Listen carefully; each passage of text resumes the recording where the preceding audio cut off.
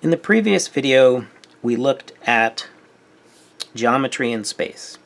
We started with the distance formula, and I can write that in a slightly different way. If the 2 points, right, so this is the distance between 2 points.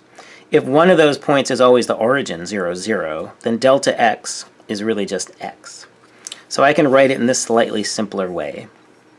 And then we started with a point 3, 4, and the distance from the origin to here was 5.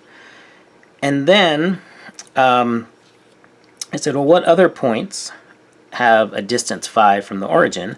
And that describes a circle, all the points that are the same distance from the origin. I drew this circle really poorly, but hopefully you get the idea. So, so this is a formula, an equation, and it describes the set of all points at distance r from the origin, and that, of course, is a circle.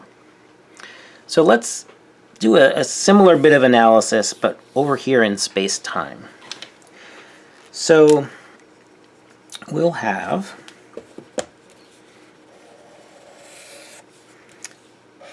axes again. This will be x now and t. And the point I want to consider first, let's consider the point 3, 5. It's that point. So I might want to know, well, what's the space-time interval between the origin and this point in space-time? Well, that's exactly what this formula does. So let's plug into this formula and see what we get. Delta s squared is delta t squared minus delta x squared. All right, delta t is 5. Delta x is 3. And let's see, this is 25 minus 9. That's going to be 16. And this whole thing is delta s squared. So let's take the square root of both sides. Square root of blah squared is blah.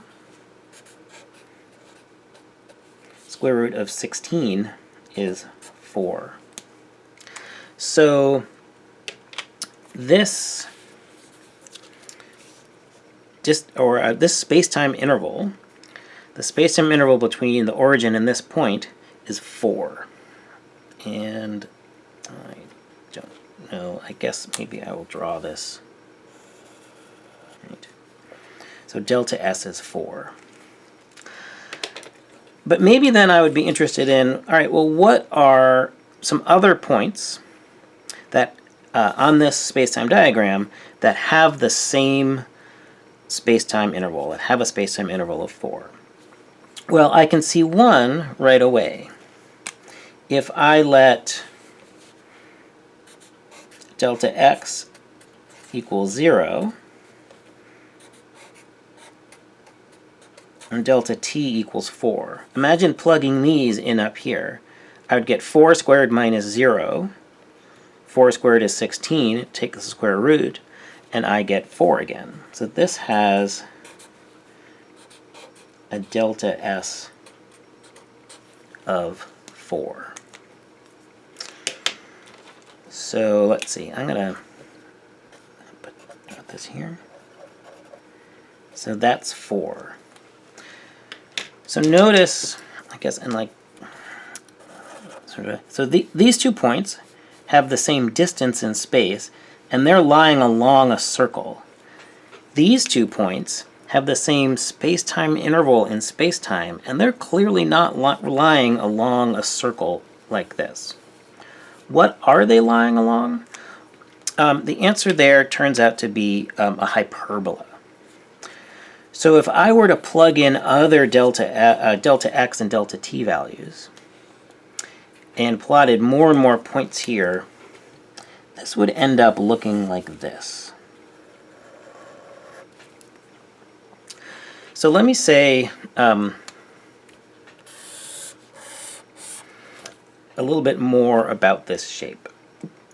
And I guess I'm going to continue to use a delta s of 4.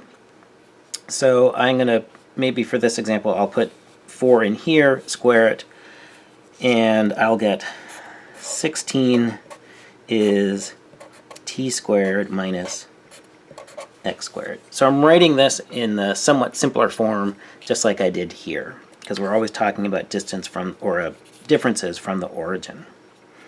Okay, so this is a mathematical statement, and it sets up a relationship between t and x. This isn't true all the time. This is only true for a particular pair, for particular pairs of t and x values. Same thing is true over here.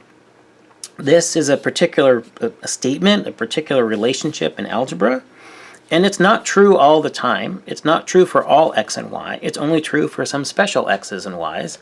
And those x's and y's, if you figure them all out, end up lying along this circle. And you can choose, like if I tell you an x, you could solve for a y. If I tell you a y, you could solve for x. We did that in the last video. I said, all right, well, if delta x is 2, what's delta y? We do the algebra and we solve it. So you can do the same thing here. Choose a bunch of delta x values and get a bunch of different delta t values. And we chose 2 delta x values here, 3 and 0. And as you continue to do that, you would trace out this shape. So this is called a hyperbola.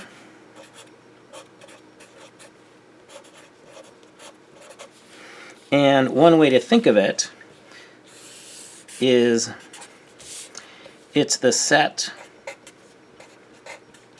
of all points in space-time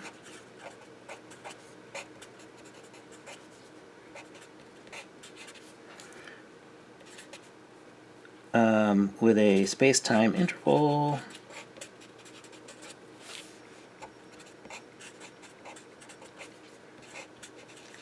from the origin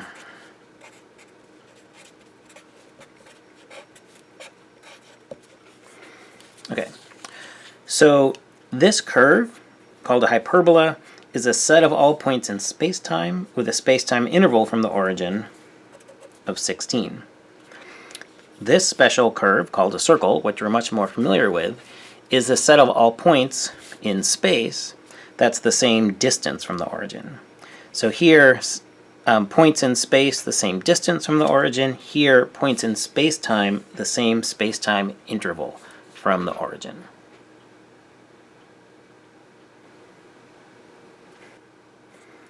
So I describe the hyperbola in terms of space-time and space-time intervals. And that's a way we'll be thinking of it most of the time in this course, because we'll be working in space-time. It's relativity. But you might wonder, is there a spatial story to tell about the hyperbola? So one that doesn't involve the space-time interval and this funny thing, but involves like regular distances, regular geometry. And the answer is yes, and I'll show you that in a second. But first I just wanted to note that this shape and this shape have a certain symmetry. X and y both get squared. So if x is positive or negative, it's going to turn into positive. Same thing with y. So if I know that, say, x equals 3, y equals 4 is a point here, x equals minus 3 is also a point. Minus 3 squared plus 3 squared is the same thing. Minus 3 would be over here. A minus y, if y was minus 4 down here somewhere, doesn't matter for this formula. So I know that if there's a point here, I'm going to have a point that's sort of the mirror image here, here, and here. The same thing is going to be true for a hyperbola because x and t are squared. So if there's a point here, let's say with a positive x, minus 3 is going to give me the same, will give me the same space-time interval. Just like minus 3, you're still in the circle, minus 3, you're still in the hyperbola. There's also a lower sheet to the hyperbola. That would be down here. So, for example, 3 plus 5 is on the hyperbola.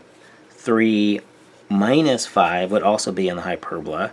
What do I mean by on the hyperbola? Well, in this sense, they're disconnected. They're not joined together, but I'll call them the same hyperbola because they are the set of points with the same space-time interval. So if I'm down here at 3 and minus 5, I have the same space-time interval from the origin as I would if I was up here.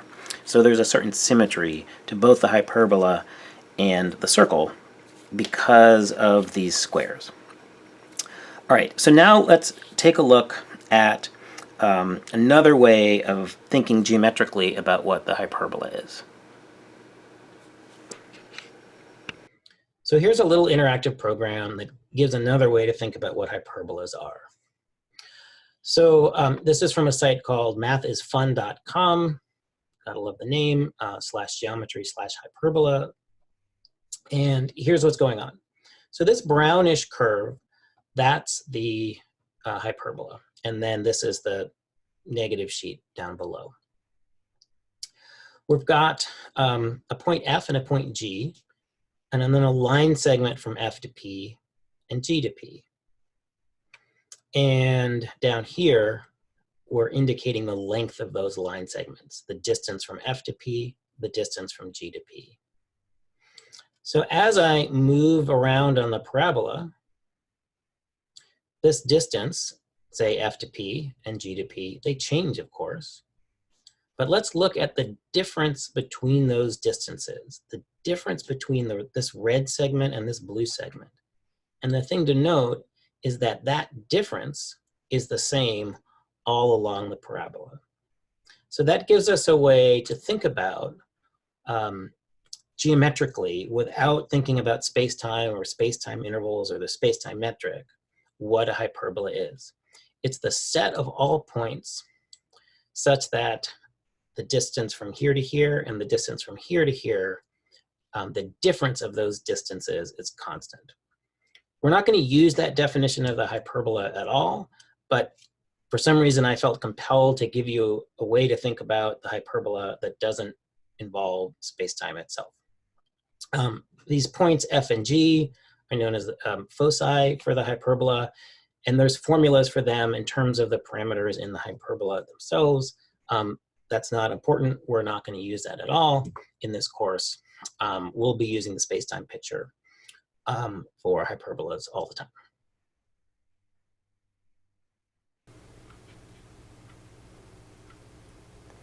So that's enough about hyperbolas for now. The main thing to remember is that on a space-time diagram, the set of all points that's a constant space-time interval from the origin is a hyperbola. Just like in space, the set of all points that's a constant distance from the origin is a circle.